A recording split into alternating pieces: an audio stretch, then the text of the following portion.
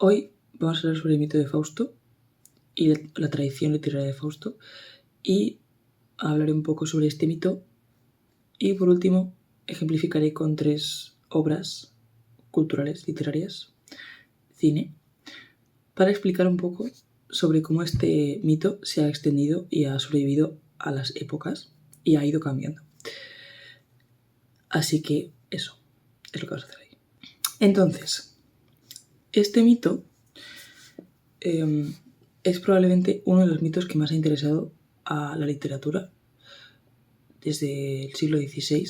Bueno, hay muchos mitos importantes, pero probablemente este es el que más fama tiene y el que más ha sobrevivido, al menos en la forma en la que la literatura y la cultura ha podido reflejarlo. Tiene un montón de adaptaciones diferentes según la época, y ahora lo veréis reflejado, porque aunque aquí nos centraremos solo en algunas representaciones, es como algo que se ha extendido durante muchas generaciones. Bien, ¿en qué consiste el mito de Fausto exactamente? Pues se basa sobre la historia de que alguien intelectual es infeliz y para poder tener acceso a algo que desea, hace un pacto con el diablo.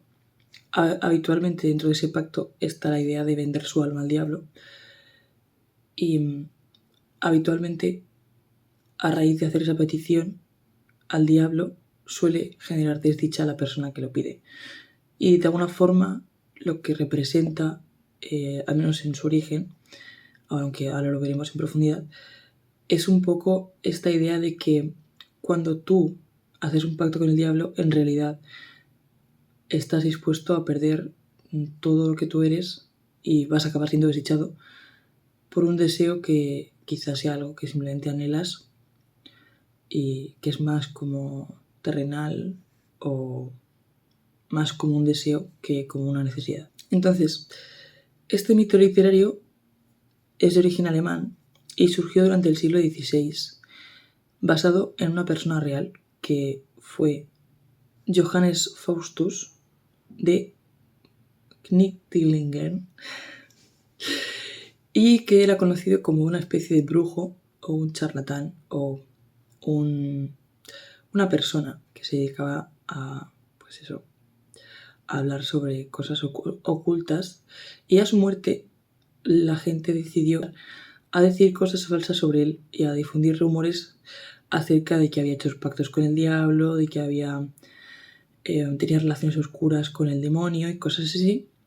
Y un poco como que de alguna forma esa relación y esa como habladuría que había sobre esta persona sirvieron como para establecer o crear un mito acerca de alguien, sirvió para crear una historia de alguien que estaba dispuesto a sacrificar su alma en pos del conocimiento o de la razón, ¿no?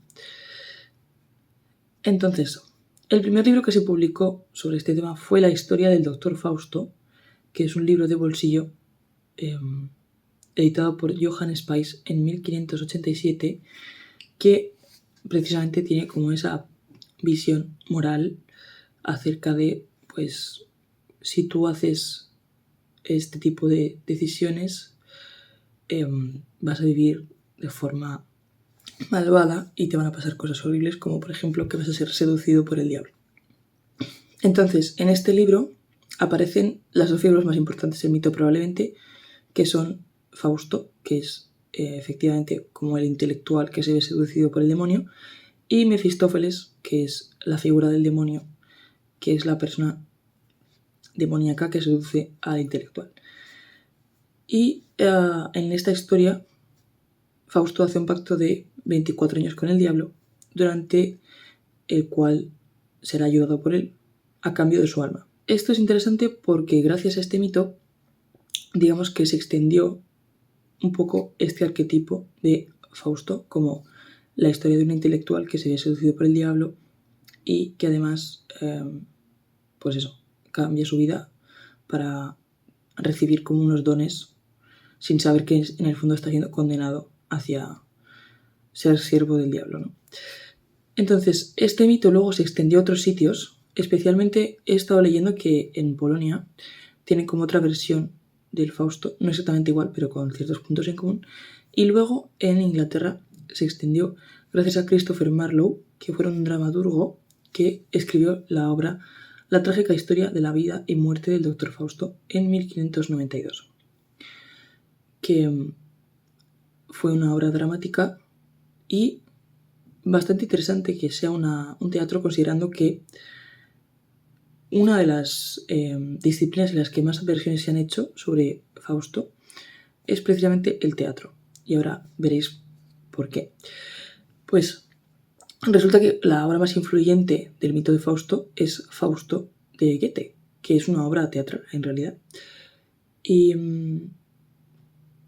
básicamente, o sea, lo más interesante de Fausto de Goethe es que, a diferencia de todas estas obras que surgieron, porque surgieron muchísimas versiones, tanto en Inglaterra como en Alemania, surgieron muchas versiones, muchas historias de diferentes autores, probablemente la aportación más importante de Goethe, por la que más influyente se hizo, es porque hizo grandes desarrollos en la personalidad tanto de Mefistófeles como en la personalidad de Fausto, y esa profundidad en los personajes hizo que tuviese como muchas interpretaciones abiertas sobre eso, y hasta el punto de que no solamente influyó sobre otras obras no influyó sobre otras obras teatrales, sino que también sobre otras disciplinas artísticas como la pintura, la literatura como tal, la música clásica y la música contemporánea.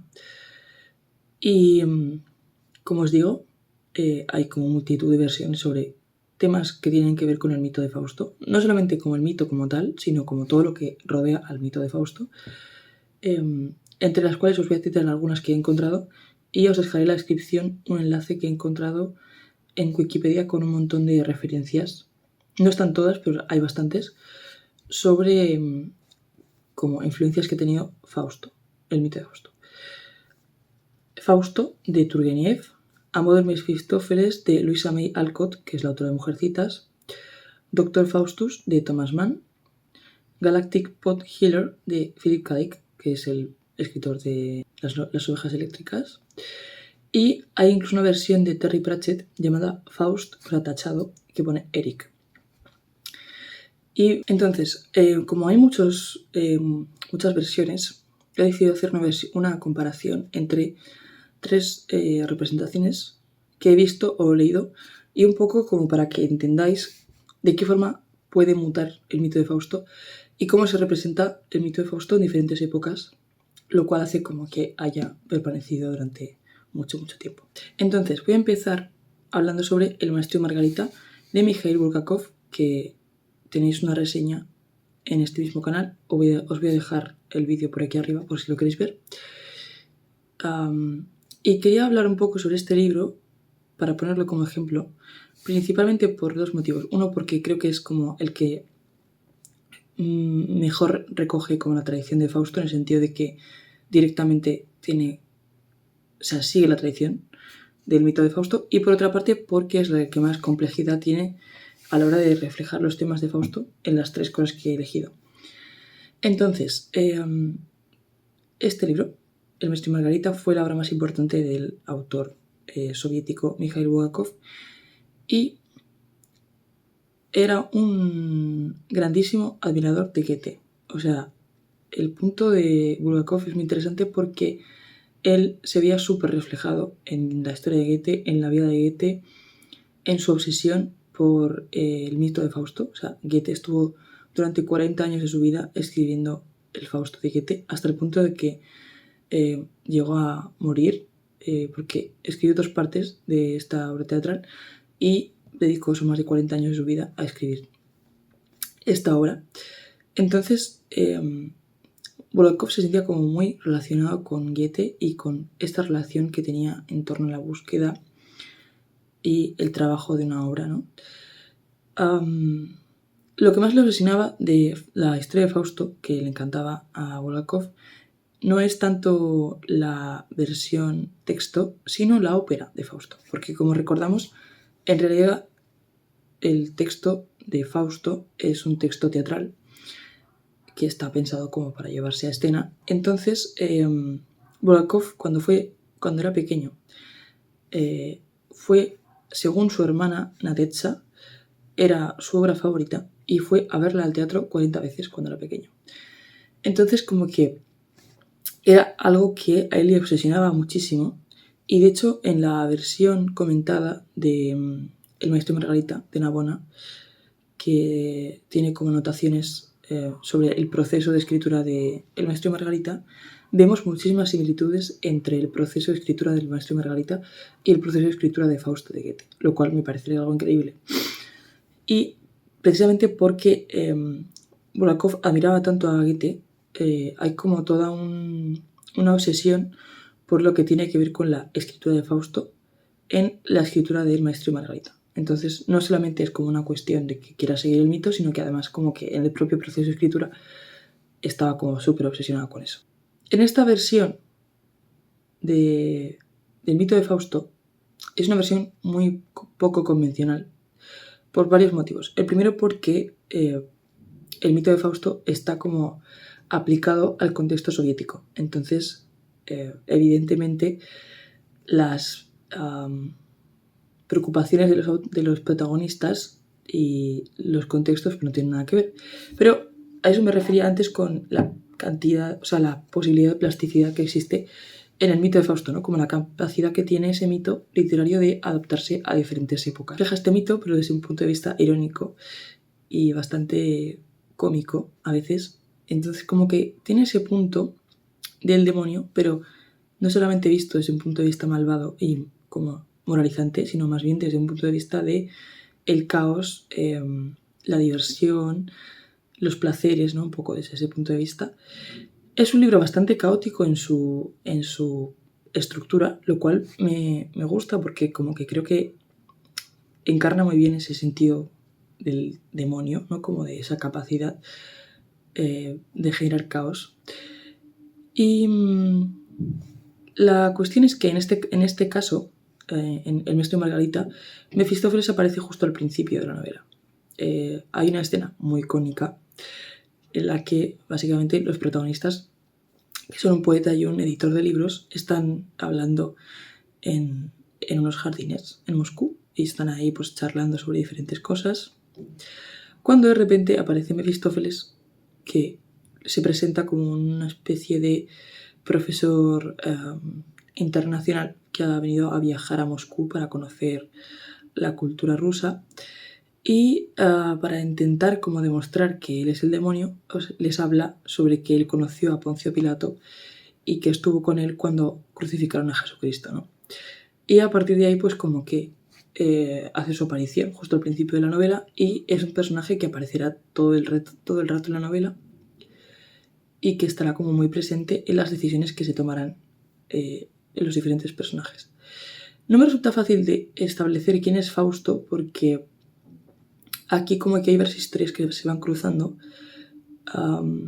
y tampoco tiene como un sentido convencional a la hora de tratar el mito, más allá de efectivamente hay gente que tiene un anhelo y pues tienen que pactar con Mefistófeles para cumplirlo, pero no tengo claro, o sea, yo diría que por lo que leí, como que el maestro y Margarita, sobre todo, o sea, Margarita es la persona que pacta con el diablo realmente, pero tampoco es como una forma moralizante como la que se presentaba antes, sino que realmente ahí hace un poco el reflejo de cómo hay personas que están dispuestas a sacrificar todo lo que tienen por tener algo que quizá es difícil para ellos que puedan tener. Pero no, como que no intenta demostrar que eso esté mal, simplemente habla un poco sobre qué consecuencias tiene eso y eso, y cómo hay gente que está dispuesta a sacrificarlo, ¿no? No sé, es una versión muy fresca, en mi opinión, sobre el mito de Fausto, porque creo que no tiene una intención de demostrar a la gente lo moral que es algo, simplemente como que intenta demostrar cómo los humanos estamos dispuestos a sacrificar ciertas cosas por cosas que deseamos. Y no juzga si esas decisiones son correctas o no, simplemente da espacio para que las personas se puedan arrepentir. Y entonces, bueno, creo que es como una obra muy muy interesante y compleja y sobre todo como muy, muy faustiana, la verdad. En segundo lugar quería hablar sobre El retrato de Dorian Gray de Oscar Wilde, que aunque es una novela más antigua que El maestro y Margarita, sí que creo que es una gran adaptación sobre el mito faustiano o mito de Fausto, y es otra versión diferente y otra aproximación distinta al mito de Fausto. Es un poco lo que intento expresar, como que realmente no hay como una forma concreta ni correcta de expresar el mito, simplemente como que en diferentes obras se expresa de diferentes maneras. Por cierto, que si queréis una reseña de este libro, concretamente, dejádmelo saber en comentarios y la hago. Bien, entonces, digamos que en Dorian Gray no hay como una transformación o un pacto explícito, como sí que lo hay en el mito de Fausto, ¿no? Como no hay alguien que habla con el diablo y le habla sobre su anhelo y le expresa eso. Pero sí que al principio del libro sucede algo que es donde genera esa duda sobre si eso es un pacto demoníaco o no. Entonces, al principio del libro, a Dorian Gray le está pintando un cuadro. El cuadro se ve que va a ser el mejor cuadro que le han pintado nunca, y conoce a un señor que se llama Lord Henry, que es un señor con mucho dinero y que queda como muy prendado por él. Y entonces como que le empieza a decir ideas sobre ciertos aspectos de la vida, sobre la belleza, la vejez. Y entonces eso hace que Dorian Gray desee que la imagen que ve en el cuadro sea la imagen que él tenga siempre. Pero no hay no está explicitado, no está establecido como con quién hace el pacto. Entonces, a raíz de ahí, como que ese es su momento de Fausto, ¿no? El momento en el que él está dispuesto a envejecer mientras se siga pareciendo al cuadro. Y entonces el cuadro, como pasa en la obra, pues empieza a recibir todas las decepciones y todos los sentimientos y toda la vejez que él recibe los empieza a absorber el cuadro. Realmente es como si el cuadro fuese Mefistófeles, porque en realidad al final del libro el cuadro es el que libera a Dorian Gray de su maldición, porque aunque él no lo sabe, está maldito, porque ha deseado algo que va por encima de lo que, o sea, ha hecho un pacto sin saberlo, que es el que le determina. Entonces, de alguna forma, el cuadro es Mefistófeles en el sentido de que es el que acepta ese pacto con él y de alguna forma el que le libera de esa maldición. De hecho, claro, puede no parecerlo, pero si a lo largo del libro, cuando él se mira al espejo, o sea, cuando él se mira en el cuadro y descubre que el cuadro es el que está como absorbiendo sus malas energías y envejeciendo por él, se siente muy avergonzado de lo que está haciendo. Y entonces ahí es cuando entra la cuestión moral de está haciendo algo que en realidad no le está viniendo bien y probablemente está haciendo algo que sin querer pues le va a llevar a la decadencia, ¿no? Entonces se esconde el cuadro, lo tapa con una tela, esconde el cuadro en una habitación que está en la parte de arriba de su casa para que nadie lo vea, porque le avergüenza mucho que la gente vea lo que es en realidad. Y solamente al final, cuando apuñala el cuadro, es cuando realmente se ve liberado, porque hasta ese momento tampoco sabe muy bien cómo puede liberarse de esa carga. Simplemente, de alguna forma, que le ha recompensado, pero también le ha endemoniado al mismo tiempo. Entonces, solamente con la destrucción del cuadro puede destruirse esa maldición.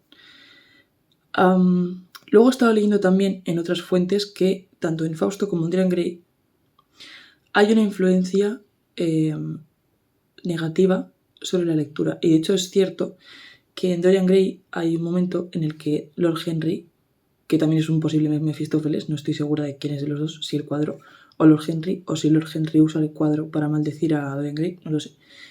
Pero la cuestión es que es verdad que Lord Henry le deja un libro a Dorian Gray, un libro que no se menciona qué libro es, pero que hace que Dorian Gray se obsesione tanto por ese libro que cuenta que lo compra como 40 o 50 veces para tenerlo, para poderlo consultar constantemente. Y eso en el mito de Fausto también sucede, que se obsesiona con un libro Entonces, según parece, este tema de la obsesión por la literatura está relacionado en el mito de Fausto con el tema de cómo la intelectualidad y la cultura y el conocimiento pervierten la mente humana. Que en realidad, si os fijáis con lo que os contaba al principio sobre el mito de Fausto, tiene sentido porque al final es el conocimiento el que parece que es el que produce todo ese tipo de maldiciones, como que hay una relación entre la maldición y el conocimiento. Y aunque Dorian Gray hable sobre la belleza, porque en realidad lo que le pasa es que está obsesionado con su versión de cómo es en ese momento, y el maestro Margarita habla sobre el amor, en realidad las motivaciones que suceden y las obsesiones que tienen cada protagonista en cada obra no son lo más relevante, sino la forma en que para poder mantener eso están dispuestos a sacrificarse por su anhelo, ¿no? Solamente el confrontamiento frontal con el diablo, ya sea en forma de cuadro, en forma de persona o en forma de diablo, es lo único que permite que las personas que han aceptado ese trato puedan confrontar con su maldición y librarse de ella, ¿no? Por último, quería hablar sobre la sustancia de Coralie Farget porque, aunque es una historia en la que no había pensado para este propósito, después de estar pensando en este mito me di cuenta de que tenía bastantes elementos en común y no he encontrado información sobre nadie que analice este tema como abiertamente. Entonces voy a intentar añadir mi análisis por si aporta algo a esta conversación. Que, bueno, si no conocéis esta película, pues es una película de 2024 que además fue nominada a los Oscar, dirigida por Coralie Farget y protagonizada por Demi Moore. Y bueno, aunque evidentemente la película se centra mucho en una crítica acerca de cómo las mujeres somos convertidas en objetos y cómo a partir de cierta edad nuestro cuerpo deja de ser algo deseable y pues somos como relegadas. Entonces como que eso produce una obsesión en las mujeres. O sea, esa parte crítica está presente. No es como el centro del tema en el que nos basaremos, aunque sí que tiene relación con esa crítica, que es un poco, de alguna forma, está presente el mito de Fausto, aunque no está presente de la forma, por ejemplo, en la que está en Dorian Gray, aunque sí que está como... O sea, no está de la misma manera, pero sí que está presente. De alguna forma, la vejez, en el caso de la sustancia, es la que arrebata el estatus social y el poder a la protagonista. Y aunque no es una obsesión que ella tenga de la forma en la que Dorian Gray la tenía, porque Dorian Gray lo que a él le preocupaba era envejecer, realmente a ella lo que le preocupa es que ya ha envejecido y que está como atrapada en una situación que no desea en absoluto. Entonces, la cuestión aquí es que no tenía muy claro dónde estaba Mefistófeles, porque, claro, podrías pensar, vale, pues Mefistófeles es la empresa que tiene la sustancia, ¿no?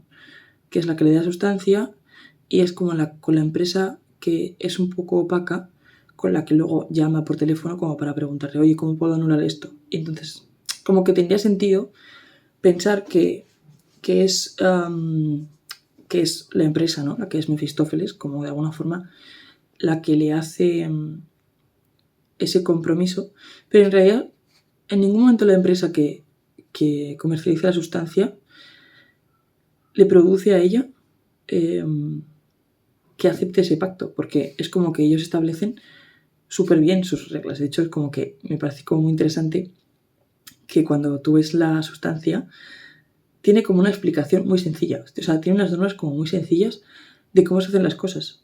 Y aún así, ella decide romperlas porque pues suceden ciertos tipos de anhelos muy presentes en los deseos que hacen que pues rompa con eso, ¿no? Pero la cuestión es que luego estuve pensando acerca de cómo se podría representar Mefistófeles en esta película. Y una cosa en la que pensé mucho es que, bueno, si no habéis visto la sustancia, o si la habéis visto, hay un personaje que aparece, que solamente aparece 2 veces en la película. La primera vez que aparece aparece cuando la protagonista tiene que ir al médico y él es enfermero, ¿vale? Es como un enfermero súper jovencito que, pues nada, simplemente como que lo ves como súper atractivo, súper, bueno, ¿no? Y entonces él es el que le da un papel con la información sobre la sustancia y le dice algo así como que si quiere arreglar su vida, puede arreglarla con eso, ¿no? Como que él, de alguna forma es como que él está como compinchado con la sustancia, aunque no trabaja para la sustancia, realmente simplemente es como que él está ahí, ¿no? Y claro, podrías decir, vale, Inés, pero es como, simplemente es como una especie de gancho para que esa historia tenga sentido, ¿no? Como que ese personaje aparezca. Claro, pero eso no, o sea, si eso fuese del todo así, sería como algo muy raro, ¿no? Como que ese personaje no tenga ninguna relevancia más que para que la historia exista, porque en realidad, si ese tipo no le da la sustancia, o sea, no le da ese papel a la protagonista, ella no tendría acceso a la sustancia. Es decir, que digamos que la empresa no contacta con ella, simplemente es como que ese tío le da el papel y le dice, oye, pues esto es lo que está aquí, ¿no? Entonces, ese personaje podría ser irrelevante y podría decir, o sea, podría no ser Mefistófeles, pero recuerdo perfectamente que a mitad de la película hay una escena que a mí me dejó muy, muy, muy loca y no tiene nada de macabro ni nada, simplemente es una escena en la que la protagonista tenía ya como ciertas alteraciones físicas por lo que le pasó. Como que la chica empieza como a aprovecharse de ella y a querer vivir más en su cuerpo juvenil. Y entonces como que ella empieza a tener como muchos problemas físicos, ya sabéis, como que se ve demacrada por eso. Y de repente ella está como muy desesperada con este tema de que la están como absorbiendo. Entonces va a una cafetería y está súper deprimida y está súper tiradísima. Y entonces hay un señor súper, súper demacrado en otra mesa, que es la única persona que la entiende. Y la mira, y la mira, y entonces se da cuenta de que es la única persona que la entiende, es una persona que está sufriendo muchísimo. Y entonces le dice algo así como que la persona con la que ha hecho el trato de la sustancia va a intentar destruirla. Pero al mismo tiempo, o sea, esa persona ya lleva más tiempo que ella la sustancia. Entonces, claro, a mí me surgió la pregunta de ¿por qué una persona que está en una situación tan horrible decidiría ser la persona que trata de convertir a otra, ¿sabes? No sé, como que me mantuvo un poco la duda. Entonces pensé, vale, no sé si este personaje es importante, o sea, si cuando se escribió el guión de esta novela, o sea, de esta película, pensaron mucho en este personaje o no, o sea, si simplemente fue una utilidad para el guión, o si pensaron realmente en la utilidad de este personaje, ¿no? Pero sí que me llamó mucho la atención como ese personaje que aparece solamente 2 veces en la película y que en realidad es el motivo por el que la protagonista decide acceder a hacer lo que hace. No sé qué opináis sobre eso. O sea, a mí me parece interesante, aunque también es verdad que como él sufre las consecuencias de la sustancia, también dudo sobre si realmente tiene sentido que él sea el diablo o no. Pero, no sé, ahí lo dejo.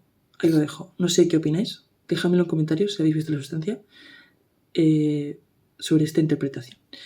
Entonces, como conclusión sobre este vídeo, si os dais cuenta, como os digo, el mito de Fausto es como algo que está presente durante bastante tiempo y en diferentes representaciones. Aquí solamente he traído 3 representaciones y como 3 un poco más famosas y tal, pero en la lista que os voy a dejar en la descripción hay un mogollón de representaciones diferentes. Mis favoritas son las musicales porque hay muchísimas, tanto en música clásica como en música contemporánea. Hay muchísimos artistas que se han influenciado sobre el mito de Fausto para hacer sus obras. También hay cuadros, ya os digo, o sea, representaciones de este mito hay a raudales. Y creo que eso es como lo que hace tan interesante precisamente esta tradición.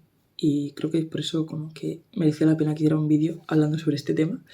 Así que nada, si queréis dejarme también en comentarios alguna referencia que no haya mencionado sobre el mito de Fausto, o conocéis estas obras y queréis comentarme qué os parecen, podéis dejármelo en comentarios y como sabéis siempre os contesto. Así que eso, espero que os haya resultado interesante este vídeo y espero no haberme dejado nada. Y nada, que muchas gracias por ver este vídeo y nos vemos en otro vídeo hablando sobre libros. Adiós.